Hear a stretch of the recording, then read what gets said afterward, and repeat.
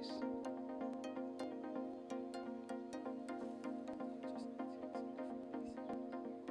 Farming is really in my blood. I grew up in Uganda.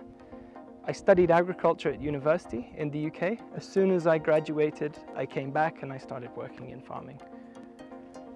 Very often you see farmers fighting against nature, fighting against the climate, fighting against the environment, trying to force a particular plant to grow in a particular area. What we do is we just try and establish what grows well here, what thrives on my farm, what plants are suited to my soil and the climate here in Naivasha, and then those are the ones that graduate into the field. The reality is I absolutely depend on working with people to preserve my quality. It's one of the advantages of producing here in Kenya compared to farmers who grow in Europe. And for me, the combination of having hand labor plus some mechanization means that I'm able to produce a very, very clean product compared to anywhere else in the world. You see machines moving around farms, and the first thing that people think about is, okay, the reason why they have a machine is because they're trying to cut cost. And in some cases that is true. If you look at tea harvesters in Kericho, you know, people have invested in machinery to really try and cut cost. What we try and do here at Vitaplant, because we absolutely depend on the influence of somebody being in the field, using their eyes, using their hands. I cannot do everything by machine. It's one of the reasons why I'm here doing business in Kenya. We use machines where necessary, and we use machines where a machine can do a better job than a person. For example, I would draw your attention to a sprayer. If I use a trailed sprayer or a self-propelled sprayer, I'm able to spray a much wider area, much more safely than having people with knapsacks being exposed to that chemical throughout the field. If I look at a harvester, I can have a machine come and do a very clean cut. I reduce the risk of contamination onto my plants because it's less people touching the product itself. And you know, I have some weeding machines that can weed at a very early stage after planting, where I cannot risk having people walking in the field and potentially destroying the plants. But the reality is I absolutely depend on working with people to preserve my quality. It's one of the advantages of producing here in Kenya compared to farmers who grow in Europe, is that I can have a team of people who can be in the field every day, inspecting the plants as they go throughout their work. You know, somebody in the course of the day is always in every single field. They're keeping an eye on the pest pressure, they're looking out for diseases, and of course, they're able to weed where a machine cannot, in between the plants, in sensitive areas, around the root zone. And for me, the combination of having hand labor plus some mechanization means that I'm able to produce a very, very clean product compared to anywhere else in the world. Our growth here in Kenya was organic, but always a steady expansion and a steady development. So we began our activities actually on Marula. We had one field, we had some success over there, we needed a place to expand, and this site here at Loldia became available. We took one field here. At that time, there was another company producing vegetables on this site, and eventually, through completely unrelated circumstances, I believe they went out of business, and we had an opportunity to take on all of their fields. At that time, everything they did was conventional farming, and probably the worst example of conventional farming. Pesticides, fungicides, herbicides, mineral fertilizers, just, you know, everything that they had access to, they were putting on this soil and using on these plants. And by the way, those plants were also for the export market. That was vegetable production.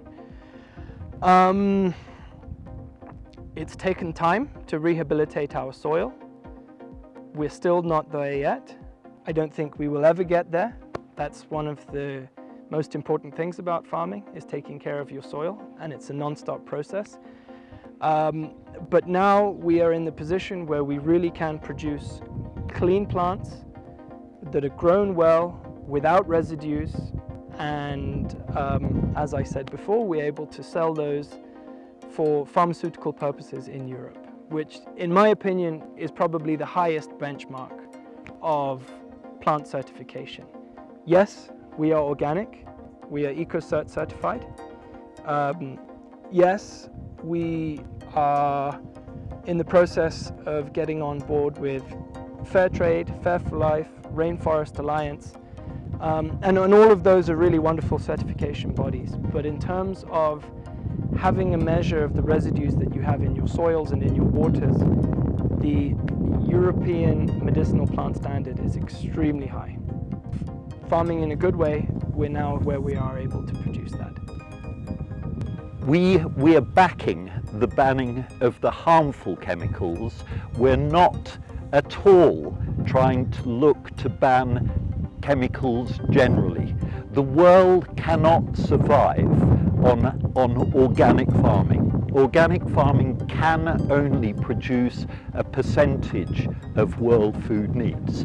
So we've got this balance of organic and we've got the food basket. In Kenya, the food basket is essential. We don't want hunger. So we advocate use safe chemicals, and then through that final week, as you get ready to harvest, you then move to using flour DS4EC and flour dust.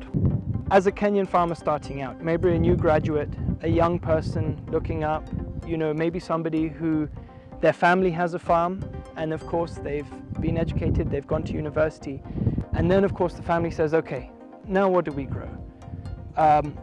What the point I was trying to make is maybe we should not just grow maize or wheat. Let's have a plan.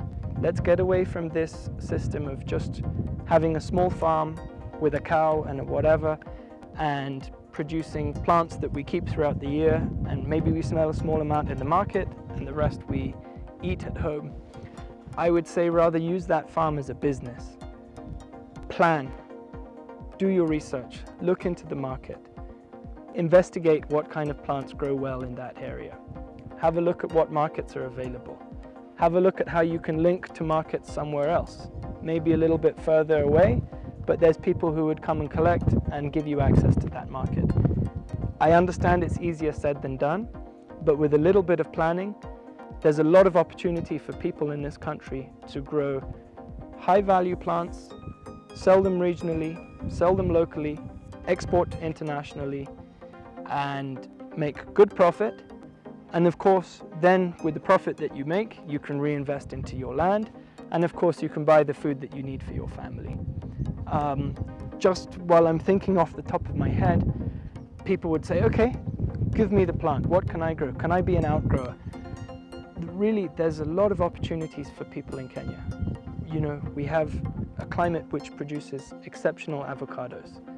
Pyrethrum is a plant which almost built this nation quite a long time ago. And now we have growers in Kenya, like myself, who use pyrethrum in our farm. We know it grows very well here. It would be wonderful if all of our pyrethrum processors could be using Kenyan grown flowers and not buying from overseas. It would be wonderful if we grew in Kenya what they cannot grow in Kenya, in Uganda and Tanzania. We produce the food that they need, we export, we take those profits, and then we buy what we need to buy. Super!